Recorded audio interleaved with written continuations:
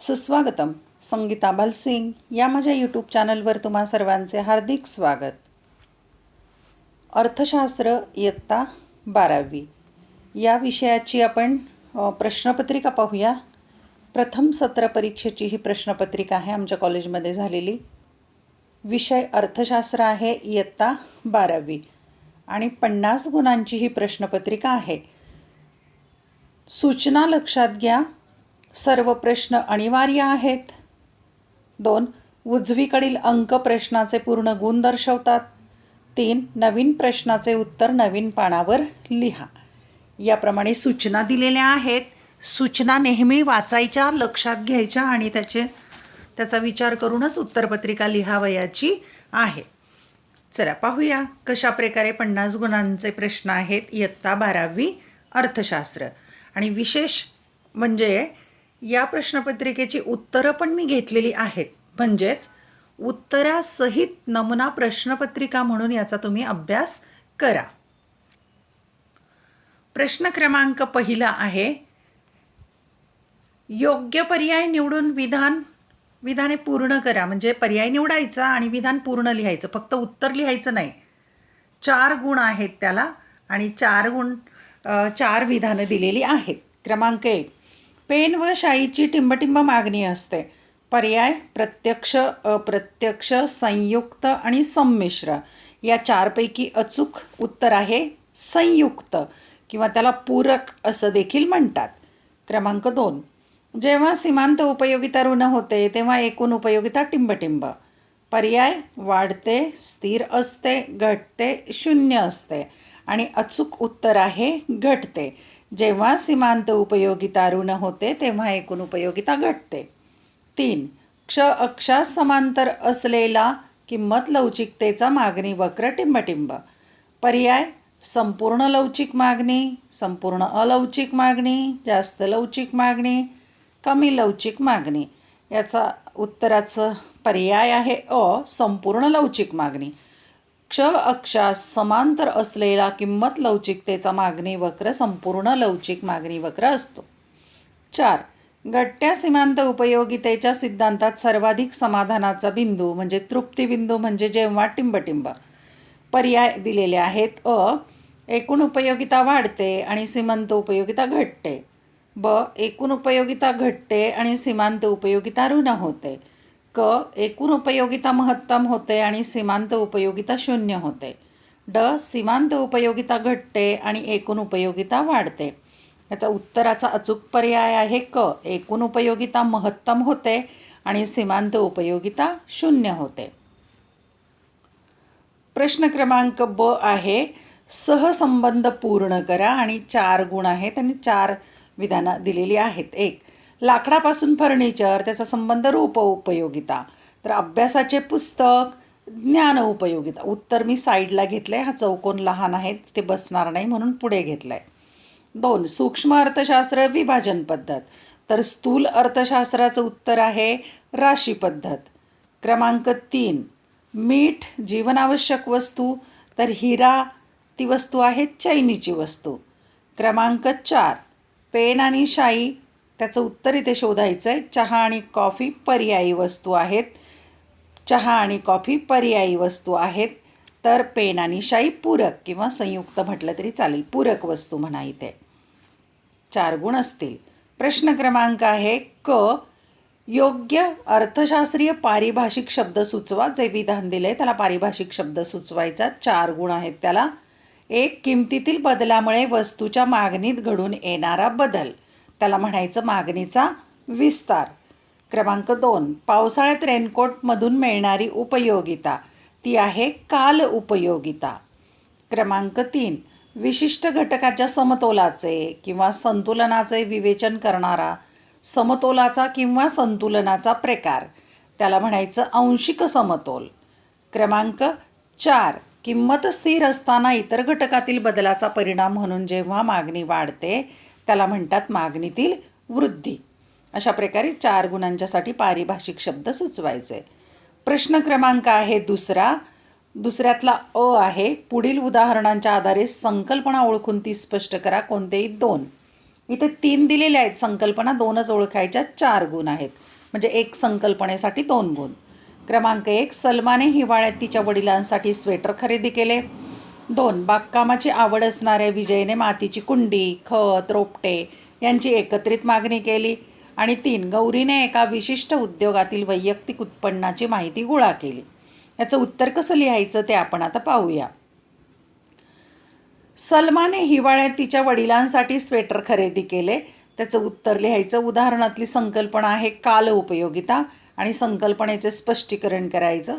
काळ बदलल्याने काळानुसार वस्तूमध्ये जी उपयोगिता निर्माण होते किंवा वाढते तिला उपयोगिता म्हणजे तिला काल उपयोगिता असं म्हणतात. काळानुसार निर्माण होणारी उपयोगिता. नंतरचं विधान दिलेलं आहे. बागकामाची आवड असणाऱ्या विजयने मातीची कुंडी, खत आणि रोपटे यांची एकत्रित मागणी केली. उदाहरणातील संकल्पना आहे संयुक्त मागणी आणि त्याचं स्पष्टीकरण लिहायचं. एखादी गरज पूर्ण करण्यासाठी एकाहून अधिक वस्तूंची एकत्रितरित्या मागणी केली जाते. त्या मागणीला संयुक्त मागणी म्हणतात. पूरक वस्तूंना संयुक्त मागणी असते. पुढची संकल्पना स्पष्ट करायची आहे. गौरीने एका विशिष्ट उद्योगातील वैयक्तिक उत्पन्नाची माहिती गोळा केली. उदाहरणातील संकल्पना आहे वैयक्तिक घटक अभ्यास आणि त्याचं स्पष्टीकरण करायचं. अर्थव्यवस्थेतील एखाद्या विशिष्ट घटकाचा स्वतंत्रपणे केलेला अभ्यास म्हणजे वैयक्तिक घटक अभ्यास होय. उदाहरणार्थ सूक्ष्म अर्थशास्त्रात विशिष्ट उद्योगाचा वैयक्तिक उत्पन्नाचा केलेला अभ्यास. प्रश्न क्रमांक दुसराच ब आहे. फरक स्पष्ट करायचा आहे. कोणतेही 2, 3 फरक दिले, 2च स्पष्ट करायचे. 4 गुण आहेत. म्हणजे एक फरकाला 2 गुण आहेत. सूक्ष्म अर्थशास्त्र आणि स्थूल अर्थशास्त्र, एकूण उपयोगिता आणि सीमांत उपयोगिता, प्रत्यक्ष मागणी आणि अप्रत्यक्ष मागणी याचा फरक आपण स्पष्ट करूया 2 गुणांच्यासाठी. 2च मुद्दे लिहायचे, 4-5 मुद्दे लिहित बसायचं नाही. 1, सूक्ष्म अर्थशास्त्र आणि स्थूल अर्थशास्त्रातला फरक. फरकाचा मुद्दा लिहायचा. अर्थ. मॉरिस डॉब यांच्या मते अर्थव्यवस्थेचे सूक्ष्मदर्शी अध्ययन म्हणजे सूक्ष्म अर्थशास्त्र होय. कार्ल शॉपिरो यांच्या मते स्थूल अर्थशास्त्र अर्थव्यवस्थेच्या संपूर्ण कार्यपद्धतीशी संबंधित आहे. अर्थ लिहिला की 1 गुण मिळेल. दुसरा मुद्दा लिहायचा त्यामध्ये फरकाचा. व्याप्ती. सूक्ष्म अर्थशास्त्राच्या व्याप्तीत वस्तूंच्या व सेवांच्या किंमत निश्चितीचे सिद्धांत, उत्पादन घटकांच्या किंमत निश्चितीचे सिद्धांत आणि आर्थिक कल्याणाचे सिद्धांत यांचा समावेश होतो. स्थूल अर्थशास्त्राच्या व्याप्तीत उत्पन्न व रोजगार सिद्धांत, सर्वसाधारण किंमत सिद्धांत, आर्थिक वृद्धी व विकासाचे सिद्धांत आणि विभाजनाचा समग्र लक्षित सिद्धांत यांचा समावेश होतो. पुढचा फरक आहे क्रमांक 2चा. एकूण उपयोगिता आणि सीमांत उपयोगिता. अर्थ लिहायचा. वस्तूच्या एका पाठोपाठ एक सेवन केलेल्या सर्व नगांपासून मिळालेल्या उपयोगितांची होणारी बेरीज म्हणजे एकूण उपयोगिता होय. वस्तूच्या शेवटच्या नगाच्या सेवनापासून प्राप्त होणारी अधिकतम म्हणजे अतिरिक्त उपयोगिता म्हणजे सीमांत उपयोगिता होय. फरकाचा मुद्दा लिहायचा. दुसरा, मूल्य. सर्वसाधारणपणे एकूण उपयोगितेचे मूल्य धन असते. सीमांत उपयोगितेचे मूल्य धन, शून्य, ऋण असू शकते. 2 फरकाच्या मुद्द्यानुसार लिहायचं. फरक आहे पुढचा, प्रत्यक्ष मागणी आणि अप्रत्यक्ष मागणी. अर्थ लिहायचा प्रथम. ज्या वस्तू व सेवा मानवी गरजा प्रत्यक्षपणे पूर्ण करतात त्या वस्तू व सेवांना असणारी मागणी म्हणजे प्रत्यक्ष मागणी होय. ज्या वस्तू आणि सेवा मानवी गरजा अप्रत्यक्षपणे पूर्ण करतात त्या वस्तू व सेवांना असणारी मागणी म्हणजे अप्रत्यक्ष मागणी होय. फरकाचा दुसरा मुद्दा लिहायचं. स्वरूप. उपभोग्य वस्तूंना असणारी मागणी प्रत्यक्ष मागणी असते. उदाहरणार्थ अन्नपदार्थ, कपडे इत्यादींची मागणी. उत्पादन घटकांना असणारी मागणी अप्रत्यक्ष असते. उदाहरणार्थ हत्यारे, अवजारे इत्यादींची मागणी. प्रश्न क्रमांक आहे 3. पुढील प्रश्नांची उत्तरे लिहा. कोणतेही 2च सोडवायचे. 3 दिलेले आहेत आणि 6 गुण आहेत म्हणजे एका प्रश्नाला 3 गुण. 1, उपयोगितेचे प्रकार स्पष्ट करा, मागणीचे प्रकार स्पष्ट करा आणि स्थूल अर्थशास्त्राची व्याप्ती स्पष्ट करा. याची उत्तरं आपण पाहूया. क्रमांक 1, उपयोगितेचे प्रकार स्पष्ट करा. उपयोगितेचे प्रकार खालीलप्रमाणे आहेत. 1, रूप उपयोगिता. जेव्हा अस्तित्वात असलेल्या वस्तूचे आकारमान व स्वरूप बदलून उपयोगिता निर्माण केली जाते त्यास रूप उपयोगिता असे म्हणतात. उदाहरणार्थ मातीपासून खेळणी, लाकडापासून फर्निचर इत्यादी. 2. स्थल उपयोगिता. जेव्हा वस्तूचे स्थळ बदलल्याने वस्तूमध्ये उपयोगिता वाढते तेव्हा त्या स्थल उपयोगिता म्हणतात. उदाहरणार्थ उष्ण हवामानाच्या प्रदेशापेक्षा थंड हवामानाच्या प्रदेशात उबदार व गरम कपड्यामध्ये जास्त उपयोगिता जाणवते. वस्तूचे स्थलांतर केल्याने स्थल उपयोगिता निर्माण होते. 3. सेवा उपयोगिता. समाजातील विविध व्यावसायिकांकडून इतरांना व्यक्तिगत सेवा पुरविल्या जातात म्हणजे सेवा उपयोगिता होय. उदाहरणार्थ डॉक्टर, वकील, शिक्षक, गायक इत्यादींच्या सेवा. 4. ज्ञान उपयोगिता. जेव्हा उपभोक्ता विशिष्ट वस्तूबद्दल ज्ञान प्राप्त करतो तेव्हा त्यास ज्ञान उपयोगिता म्हणतात. उदाहरणार्थ मोबाईल फोन किंवा संगणकाच्या विविध कार्यप्रणालींचे ज्ञान होते तेव्हा ज्ञान उपयोगिता निर्माण होते. 5. स्वामित्व उपयोगिता. वस्तूची मालकी एका व्यक्तीकडून दुसऱ्या व्यक्तीकडे हस्तांतरित होते तेव्हा स्वामित्व उपयोगिता निर्माण होते. उदाहरणार्थ विक्रेत्यांकडून ग्राहकांकडे वस्तू हस्तांतरित होते. 6. काल उपयोगिता. काळ बदलल्याने काळानुसार वस्तूमध्ये उपयोगिता निर्माण होते त्यास काल उपयोगिता असे म्हणतात. उदाहरणार्थ विद्यार्थ्याला सुट्टीच्या काळापेक्षा परीक्षा काळात पाठ्यपुस्तकामध्ये जास्त उपयोगिता जाणवते. तसेच वस्तूची साठवण करून आवश्यकतेनुसार दुर्मिळतेच्या काळात वस्तू वापरासाठी उपलब्ध करून देणे म्हणजे काल उपयोगिता निर्माण करणे होय. उदाहरणार्थ रक्तपेढी. दुसरा प्रश्न आहे मागणीचे प्रकार स्पष्ट करा. 1. प्रत्यक्ष मागणी. प्रत्यक्ष गरजा पूर्ण करण्यासाठी उपभोक्त्यांकडून ज्या वस्तूंना मागणी केली जाते त्याला प्रत्यक्ष मागणी असे म्हणतात. या वस्तू उपभोक्त्यांच्या प्रत्यक्ष गरजा भागवतात. अशा प्रकारच्या उपभोग्य वस्तूंना मागणी केली जाते. उदाहरणार्थ अन्नाची मागणी, कपडे इत्यादी. क्रमांक 2. अप्रत्यक्ष मागणी. अप्रत्यक्ष मागणीला परोक्ष मागणी असेही म्हणतात. या वस्तूंची मागणी वस्तूंच्या उत्पादनासाठी आवश्यक असते. ही मागणी उत्पादनाच्या वस्तूंची असते. अशा प्रकारे उत्पादन घटकांची मागणी अप्रत्यक्ष मागणी असते. उदाहरणार्थ साखर कारखान्यातील कामगारांची मागणी ही अप्रत्यक्ष मागणी असते. 3. पूरक मागणी.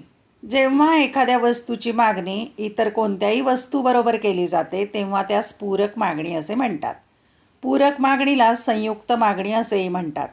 विशिष्ट गरज पूर्ण करण्यासाठी 2 किंवा अधिक वस्तूंची एकत्रित मागणी केली जाते तेव्हा ती अस्तित्वात येते. उदाहरणार्थ शाई पेन आणि शाईची मागणी, कार आणि इंधनाची मागणी. 4. संमिश्र मागणी. एका वस्तूची मागणी अनेक उपयोगांसाठी केली जाते तेव्हा त्यास संमिश्र मागणी असे म्हणतात. उदाहरणार्थ विजेची मागणी. याची मागणी वेगवेगळ्या उपयोगांसाठी जसे विद्युत दिवे, पंखा, धुलाई यंत्र इत्यादींसाठी केली जाते. 5. स्पर्धात्मक मागणी. ही अशा वस्तूंची मागणी असते जी एकमेकांना पर्याय असतात. उदाहरणार्थ चहा आणि कॉफी, साखर आणि गूळ इत्यादी. प्रश्न 3 आहे स्थूल अर्थशास्त्राची व्याप्ती स्पष्ट करा. 1. उत्पन्न व रोजगार सिद्धांत. स्थूल अर्थशास्त्र राष्ट्रीय उत्पन्न आणि रोजगार पातळी यांच्या निश्चितीचे विश्लेषण करते. तसेच उत्पन्न, उत्पादन, बेरोजगार पातळीतील बदल किंवा चढउतार यांची कारणे स्पष्ट करते. रोजगार पातळी कशी निश्चित केली जाते हे समजून घेण्यासाठी उपभोग फलन आणि गुंतवणूक फलन यांचा अभ्यास करावा लागतो. व्यवसायातील बदलाचे सिद्धांत हा उत्पन्न व रोजगार सिद्धांताचा एक भाग आहे. 2. सर्वसाधारण किंमत पातळी सिद्धांत. स्थूल अर्थशास्त्र सर्वसाधारण किंमत पातळी कशी निश्चित होते आणि त्यातील चढ उताराची कारणे याविषयी विश्लेषण करते. त्यामुळे तेजी व मंदी सामान्य पातळीमुळे निर्माण होणाऱ्या बदलांचे विश्लेषण करते. तेजी आणि मंदीने निर्माण होणाऱ्या समस्यांमुळे सर्वसाधारण किंमत पातळीचा अभ्यास महत्त्वपूर्ण ठरतो. क्रमांक 3. आर्थिक वृद्धी व विकासाचे सिद्धांत. स्थूल अर्थशास्त्रात विकसित आणि विकसनशील देशातील आर्थिक वृद्धी व विकासासंबंधित सिद्धांताचा समावेश होतो. त्यात अल्पविकास आणि दारिद्र्य यांची कारणे व कार्यपद्धतीचे स्पष्टीकरण केले जाते. तसेच आर्थिक वृद्धी व विकासाचा वेग वाढविण्याची व्यूहरचना सुचविली जाते. 4. विभाजनाचा समग्रलक्षी सिद्धांत. स्थूल अर्थशास्त्रीय सिद्धांत एकूण राष्ट्रीय उत्पन्नातील खंड, वेतन, व्याज व नफा यांच्याशी संबंधित सापेक्ष भागाशी निगडीत आहे. प्रश्न क्रमांक 4 आहे. पुढील विधानाशी आपण सहमत किंवा असहमत आहात ते सहकारण स्पष्ट करा. कोणतेही 2च सोडवायचे. 8 गुण आहेत, म्हणजे 4 गुणांच्यासाठी एक विधान. 3 दिलेले आहेत. 1. मागणी निर्धारित करणारा किंमत हा एकमेव घटक आहे. 2. सूक्ष्म अर्थशास्त्राची व्याप्ती अमर्याद आहे. 3. घटत्या सीमांत उपयोगितेचा सिद्धांत अनेक गृहीतकांवर आधारलेला आहे. सहमत आहोत किंवा नाही हे स्पष्ट करायचं आहे. क्रमांक 1. मागणी निर्धारित करणारा किंमत हा एकमेव घटक आहे. उत्तर असहमत. कारण वस्तूंची मागणी निर्धारित करणारे घटक खालीलप्रमाणे आहेत. 1. किंमत.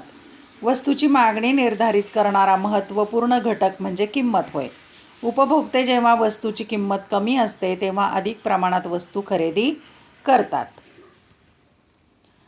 आणि जेव्हा वस्तूची किंमत अधिक असते तेव्हा कमी प्रमाणात वस्तू खरेदी करतात. 2. उत्पन्न. उपभोक्त्यांच्या उत्पन्नाचा खरेदी शक्तीवर परिणाम होतो. त्याचा वस्तूच्या मागणीवर परिणाम होतो. उत्पन्नात वाढ झाल्याने वस्तूंच्या मागणीत वाढ होते आणि उत्पन्नात घट झाल्याने वस्तूंच्या मागणीत घट होते. 3. पर्यायी वस्तूंच्या किमती. जर कमी किमतीत पर्याय उपलब्ध असतील तर व्यक्ती महाग वस्तूंपेक्षा स्वस्त पर्यायी वस्तूंची मागणी करतील. उदाहरणार्थ साखर आणि गूळ. जर साखरेच्या किमतीत वाढ झाली तर गुळाची मागणी वाढेल. 4. पूरक वस्तूंच्या किमती. एका वस्तूच्या किमतीत बदल झाल्यास त्याचा परिणाम इतर वस्तूंच्या मागणीवर होतो. उदाहरणार्थ कार आणि इंधन. जर इंधनाच्या किमतीत वाढ झाली तर कारची मागणी कमी होईल. अशा प्रकारे 4 मुद्दे लिहा. अनेक मुद्दे आहेत, त्याच्या 7-8 मुद्दे तरी असतील, पण 4 लिहा. 2. सूक्ष्म अर्थशास्त्राची व्याप्ती अमर्याद आहे. या विधानाशी मी असहमत आहे. कारण 1. सूक्ष्म अर्थशास्त्राला इंग्रजीमध्ये मायक्रो इकॉनॉमिक्स असे म्हणतात. इंग्रजीतील मायक्रो या शब्दाची व्युत्पत्ती मूळ ग्रीक शब्द मायक्रॉस या शब्दापासून झाली आहे. मायक्रॉस या शब्दाचा मराठी अर्थ अत्यंत लहान किंवा 1 दशलक्षांश भाग असा होतो. म्हणजेच सूक्ष्म अर्थशास्त्र हे अर्थव्यवस्थेतील अत्यंत सूक्ष्म घटकाचा अभ्यास करते. 2. सूक्ष्म अर्थशास्त्रात विशिष्ट कुटुंब, विशिष्ट उत्पादन संस्था, वैयक्तिक मागणी, वैयक्तिक पुरवठा, वैयक्तिक उत्पन्न, विशिष्ट वस्तूची किंमत इत्यादींचा अभ्यास केला जातो. 3. सूक्ष्म अर्थशास्त्रात एखादा उपभोक्ता महत्तम समाधान कशा प्रकारे प्राप्त करतो व एखादा उत्पादक किंवा उत्पादन संस्था किंवा पेढी महत्तम नफा कशा प्रकारे प्राप्त करते याचा अभ्यास केला जातो. सूक्ष्म अर्थशास्त्रात समग्र घटकांचा अभ्यास केला जात नाही. त्यामुळे सूक्ष्म अर्थशास्त्र हे समुच्चयात्मक स्वरूपाचे नसून व्यक्तिगत स्वरूपाचे असते. म्हणून सूक्ष्म अर्थशास्त्राची व्याप्ती अमर्याद नसून मर्यादित आहे. तिसरं विधान पाहूया. घटत्या सीमांत उपयोगितेचा सिद्धांत अनेक गृहीतकांवर आधारित आहे. उत्तर सहमत आणि सहकारण. आता गृहीतकं जास्त आहेत, त्यातले काही गृहीतकं आपण घेऊया. घटत्या सीमांत उपयोगिता सिद्धांताची गृहीतके खालीलप्रमाणे आहेत. 1. विवेकशीलता. उपभोक्ता विवेकशील आहे आणि त्याची वर्तणूक सर्वसामान्य आहे असे मानले जाते. त्यामुळे तो महत्तम समाधान मिळवण्याचा प्रयत्न करतो. आपण कोणतेही 4च मुद्दे लिहूया. 2. संख्यात्मक मापन. सिद्धांतात उपयोगितेचे संख्यात्मक मापन करता येते असे गृहीत धरले जाते. त्यामुळे गणिती प्रक्रिया सहज शक्य होतात. त्यामुळे वस्तूच्या प्रत्येक नगापासून मिळणारी उपयोगिता जाणून घेता येते व त्यांची तुलना करता येते. 3. एकजिन्सीपणा. उपभोगातील वस्तूंचे सर्व नग, आकार, रंग, स्वरूप, रंग, चव इत्यादींबाबत समान आहेत. 4. उपभोग सातत्य. एखाद्या वस्तूच्या सर्व नगांचा उपभोग कोणताही खंड न पडता सलगपणे एकापाठोपाठ एक घेतला जातो. प्रश्न क्रमांक आहे 5वा. पुढील तक्ता, आकृती, उतारा अभ्यासून विचारलेल्या प्रश्नांची उत्तरे लिहा. कोणतेही 2च सोडवायचे. 3 दिलेले आहेत.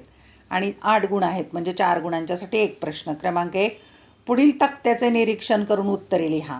आता वस्तूचे नग दिलेले आहेत 1 ते 5.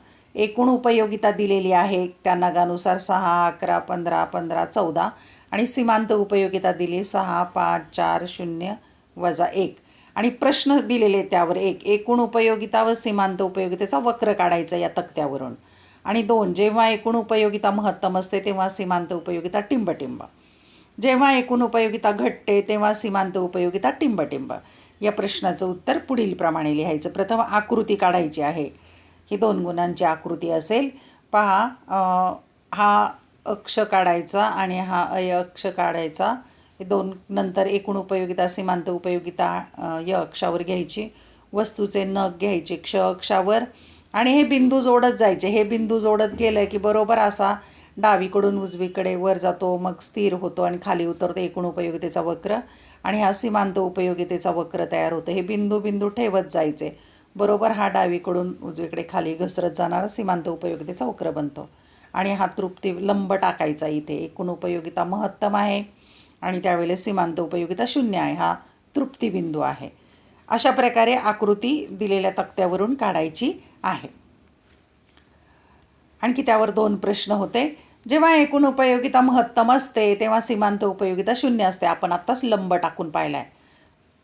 जेव्हा एकूण उपयोगिता घटते तेव्हा सीमांत उपयोगिता ऋण होते, क्ष अक्षाच्या खाली जाते. यानंतर दुसरा प्रश्न दिलेला आहे. खालील आकृतीचे निरीक्षण करा आणि प्रश्नांची उत्तरे द्या. आता आकृती आहे ही पहा की इथे किंमत कायम आहे. हा मूळ वक्र आहे मागणीचा आणि हा स्थानांतरित झालेला आणि हा पण स्थानांतरित झालेला वक्र आहे. हा उजवीकडे स्थानांतरित झालेला वृद्धीचा आणि इकडे डावीकडे स्थानांतरित झालेला घट असलेला वक्र. उजवीकडे स्थानांतरित झालेला मागणी वक्र त्याची सांगायचं आहे. प्रश्न दिलेले ते 2. डावीकडे स्थानांतरित होणारा मागणी वक्र, वस्तूची किंमत काय आहे आणि मागणीतील वृद्धी आणि ऱ्हास या संकल्पना स्पष्ट करायचं. उत्तर पाहूया आपण. पहा की मागणीतील वृद्धी म्हणतात, नंतर मागणीतील ऱ्हास म्हणतात आणि किंमत आहे अक. मागणीतील वृद्धी म्हणजे काय, तर वस्तूच्या किमतीत बदल न होता इतर परिस्थितीत अनुकूल बदल झाल्यास वस्तूची मागणी जास्त होते, त्यास मागणीतील वृद्धी म्हणतात. मागणीतील ऱ्हास केव्हा म्हणतात, तर वस्तूच्या किमतीत बदल न होता इतर परिस्थितीत प्रतिकूल बदल झाल्यास वस्तूची मागणी कमी होते, त्यास मागणीतील ऱ्हास असे म्हणतात. पुढचा प्रश्न आहे. पुढील उतारा अभ्यासून विचारलेल्या प्रश्नांची उत्तरे लिहा. अर्थशास्त्राच्या दृष्टिकोनातून मानवी गरज पूर्ण करणाऱ्या दारूसारख्या अपायकारक आणि दुधासारख्या उपकारक अशा दोन्ही वस्तूंमध्ये उपयोगिता असते. म्हणजे उपयोगितेच्या संकल्पनेत योग्य अयोग्य, चांगले वाईट, उपकारक अपायकारक, नैतिक अनैतिक इत्यादी बाबींचा विचार केला जात नाही. म्हणून उपयोगिता नैतिकदृष्ट्या तटस्थ असते. उपयोगिता ही व्यक्तिनिष्ठ संकल्पना असून ती समाधानाच्या भावनेशी निगडीत आहे. उपयोगितेला सुनिश्चित स्वभावाचे अस्तित्व नाही. ती अदृश्य व अमूर्त संकल्पना आहे. म्हणून उपयोगिता ही मानसशास्त्रीय संकल्पना आहे. उपयोगिता वस्तूच्या गरजेच्या तीव्रतेवर अवलंबून असते. वस्तूच्या पहिल्या नगाच्या वेळी व्यक्तीची त्या वस्तूची गरज अधिक तीव्र असते, त्यामुळे पहिल्या नगापासून सर्वाधिक उपयोगिता मिळते. या उतार्यावर 2 प्रश्न आहेत. 1, नैतिक तटस्थतेचा आधार घेऊन उपयोगितेची संकल्पना स्पष्ट करा आणि 2, उपयोगितेच्या घटत्या स्वरूपाची कारणे स्पष्ट करा. आता याची उत्तरे या परिच्छेदात आहेत. पहिला प्रश्न आहे, नैतिक तटस्थतेचा आधार घेऊन उपयोगितेची संकल्पना स्पष्ट करायची. उपयोगिता म्हणजे वस्तूमध्ये मानवी गरज भागवण्याची जी क्षमता आहे तिला उपयोगिता म्हणतात. पण ती तटस्थ आहे नैतिकदृष्ट्या, कारण दूध आणि दारू एकाच परिमाणात मोजले जातात. कारण उपयोगितेच्या संकल्पनेत योग्य काय, चांगलं काय, वाईट काय, नैतिक काय, अनैतिक काय अशा बाबींचा विचार केलाच जात नाही. म्हणून उपयोगिता नैतिकदृष्ट्या तटस्थ आहे. दुसरा प्रश्न आहे, उपयोगितेच्या घटत्या स्वरूपाची कारणे सांगा. कारण उपयोगिता ही गरजेच्या तीव्रतेवर अवलंबून असते. गरज जेवढी जास्त तेवढी उपयोगिता जास्त. म्हणून पहिल्या नगाच्या वेळेला गरज अधिक तीव्र असते, म्हणून उपयोगिता जास्त मिळते. जसजसा नगांचा उपभोग वाढत जातो तसतशी उपयोगिता कमी होत जाते. असं लिहू शकता इथे उत्तर. शेवटचा प्रश्न आहे हा. शेवटचा प्रश्न क्रमांक 6 आहे. 6वा प्रश्न, पुढील प्रश्नांची सविस्तर उत्तरे लिहा. कोणताही एकच सोडवायचा आणि 8 गुणांचा दीर्घोत्तरी प्रश्न. 1. मागणीचा नियम सविस्तर स्पष्ट करा आणि 2. मागणीच्या किंमत लवचिकतेचे प्रकार स्पष्ट करा. आपण पाहूया याचं उत्तर कसं लिहायचं. मागणीचा नियम, पहिला प्रश्न. मागणीचा नियम सविस्तर स्पष्ट करा. उत्तर: मागणीचा नियम पुढील मुद्द्यांच्या आधारे स्पष्ट करता येतो. मागणीचा नियम. मागणीचा नियम हा उपभोगातील एक महत्त्वाचा व मूलभूत नियम आहे. डॉक्टर अल्फ्रेड मार्शल यांनी 1890 साली प्रसिद्ध केलेल्या त्यांच्या अर्थशास्त्राची मूलतत्वे, प्रिन्सिपल्स ऑफ इकॉनॉमिक्स या ग्रंथात मागणीचा नियम स्पष्ट केला.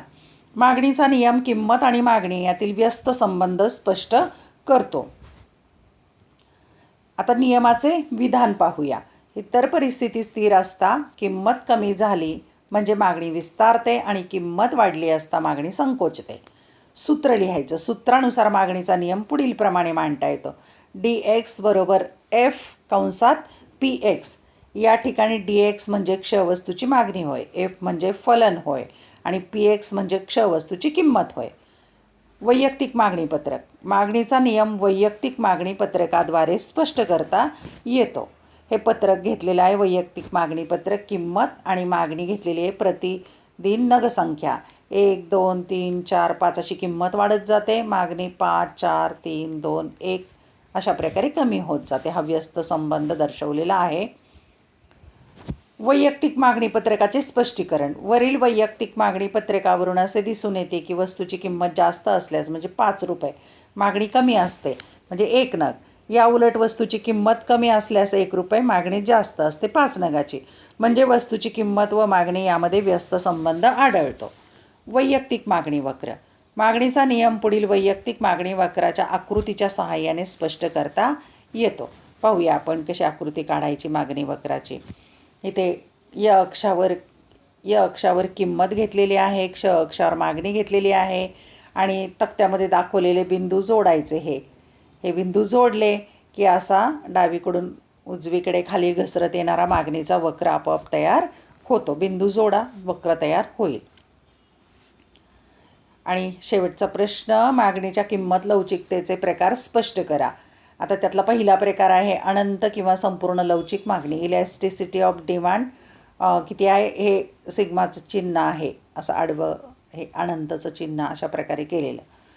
किमतीत अल्प किंवा मुळीच बदल न होता मागणीत अनंत बदल होतो त्याला अनंत किंवा संपूर्ण लवचिक मागणी म्हणतात. उदाहरणार्थ सोन्याच्या किमतीत बदल न होता मागणी सतत वाढते.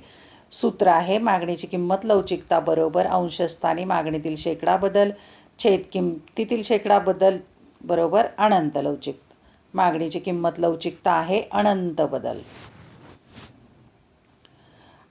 वक्र काढायचा आहे. संपूर्ण लवचिक मागणीचा वक्र हा आहे.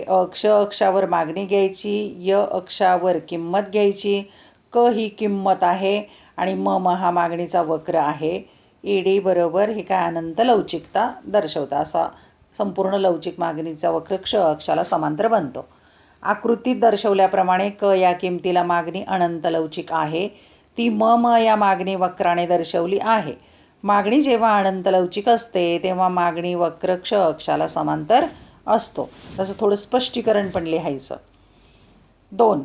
संपूर्ण अलवचिक मागणी. Elasticity of demand 0.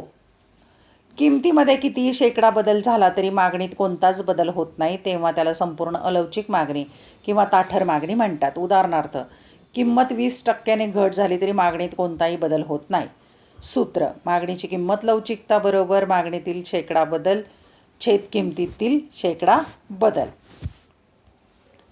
सूत्रामध्ये पाहूया. मागणीची किंमत लवचिकता म्हणजे डेल्टा म पर्सेंटेज डेल्टा म छेद पर्सेंटेज डेल्टा क. म्हणजेच मागणीची किंमत लवचिकता इथं 0/20 किमतीत बदल झाला आहे मागणीत नाही तरी 0 बरोबर याचं उत्तर येणार आहे 0 म्हणून मागणीची किंमत लवचिकता 0. व्यवहारात ही परिस्थिती कमी प्रसंगी आढळते. उदाहरणार्थ मिठाला दुधाला असलेली मागणी अलवचिक असते. आकृती पाहूया. संपूर्ण अलवचिक मागणीचा वक्र. य अक्षावर घेतलेली आहे किंमत, क्ष अक्षावर घेतलेली आहे मागणी नगसंख्या आणि म हा मागणीचा वक्र आहे. क ही मूळ किंमत आहे. किंमत कमी झाली क1 तरी मागणी तीच आहे, किंमत क2 वाढली तरी मागणी तीच आहे. म्हणजे य अक्षाला समांतर वक्र बनतो, संपूर्ण अलवचिक. आकृतीत दर्शवल्याप्रमाणे म हा मागणी वक्र य अक्षाला समांतर असतो. क किमतीला म ही मागणी आहे. किमतीमध्ये क1 क2 असे बदल झाले तरी मागणीत काही बदल होत नाही. क्रमांक 3, एकक लवचिक मागणी इलॅस्टिसिटी ऑफ डिमांड ते किती आहे? 1 बरोबर 1.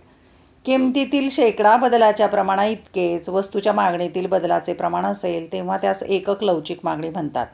उदाहरणार्थ किमतीत 50% घट झाल्यास मागणीत 50% वाढ होते. सूत्र मागणीची किंमत लवचिकता बरोबर मागणीतील शेकडा बदल छेद किमतीतला शेकडा बदल. मागणीची किंमत लवचिकता बरोबर 50/50 बरोबर याचं उत्तर येणार आहे 1 लवचिकता. आकृतीमध्ये दाखवलेली आहे एकक लवचिक मागणी वक्र. क्ष अक्षावर मागणी नगसंख्या, य अक्षावर किंमत घेतलेली आहे. आणि पहा, क पासून क1 जेवढा बदल आहे तेवढाच बदल ब पासून ब1 पर्यंत आहे, म्हणून म हा मागणीचा वक्र बनतो. इथे 1 लवचिकता आहे. आकृतीत दर्शवल्याप्रमाणे क1 हा किमतीतील बदल आहे तर ब1 हा मागणीतील बदल आहे. दोन्ही बदल एकसारखे असल्याने म हा मागणी वक्र एकक लवचिक मागणी दर्शवतो व तो आयताकृती परिवलयाचा असतो. 4, जास्त लवचिक मागणी elasticity of demand greater than 1 म्हणजे जास्त लवचिकता. किमतीतील शेकडा बदलाच्या प्रमाणापेक्षा जेव्हा मागणीतील बदलाचे प्रमाण जास्त असते तेव्हा त्याला जास्त लवचिक मागणी म्हणतात. उदाहरणार्थ किंमत 50% घट झाल्यास मागणीत 100% वाढ होते. सूत्र मागणीची किंमत लवचिकता बरोबर मागणीतील शेकडा बदल छेद किमतीतील शेकडा बदल. 100/50 बरोबर 0.0 म्हणजे 2 जास्त लवचिकता. आकृतीमध्ये दाखवायची आहे. अक्ष अक्षावर मागणी, य अक्षावर किंमत. आणि पहा, क पासून क1 किमतीतला बदल थोडा आहे पण ब पासून ब1 हा मागणीतला बदल जास्त आहे, म्हणून जास्त लवचिक मागणीचा वक्र तयार होतो. आकृतीमध्ये दर्शवल्याप्रमाणे ब1 हा मागणीतील बदल क1 या किमतीतील बदलाच्या प्रमाणापेक्षा जास्त आहे, त्यामुळे म हा मागणी वक्र लवचिक मागणी दर्शवतो. या प्रकारात मागणी वक्र पसरट असतो. शेवटचा प्रकार 5वा, कमी लवचिक मागणी elasticity of demand less than 1. जेव्हा किमतीतील शेकडा बदलाच्या प्रमाणापेक्षा मागणीतील बदलाचे प्रमाण कमी असते तेव्हा त्याला कमी लवचिक मागणी म्हणतात. उदाहरणार्थ किमतीत 50% घट झाल्यास मागणीत 25% वाढ होते. सूत्र मागणीची किंमत लवचिकता बरोबर मागणीतील शेकडा बदल छेद किमतीतील शेकडा बदल 25/50. उत्तर येते 0. 0.5 उत्तर येत आहे. एकापेक्षा कमी लवचिकता. आकृती काढायची आहे. क्ष अक्षावर मागणी घ्यायची, य अक्षावर किंमत घ्यायची. आणि पहा, हा क पासून किमतीतला बदल जास्त आहे आणि ब पासून ब1 हा मागणीतला बदल कमी आहे, म्हणजेच elasticity of demand less than 1 कमी लवचिक मागणी वक्र. आकृतीत दर्शवल्याप्रमाणे ब1 हा मागणीतील बदल क1 या किमतीतील बदलापेक्षा कमी आहे, म्हणून म हा मागणी वक्र कमी लवचिक मागणी दर्शवतो. हा मागणी वक्र तीव्र उताराचा असतो. अशा प्रकारे दीर्घोत्तरी प्रश्नाचं उत्तर लिहायचं आहे. धन्यवाद. व्हिडिओ लेक्चर आवडल्यास चॅनल सबस्क्राईब करा, बेल आयकॉन प्रेस करा म्हणजे मी नवीन व्हिडिओ पोस्ट केल्याचं नोटिफिकेशन तुम्हाला मिळेल. अभ्यासासाठी शुभेच्छा.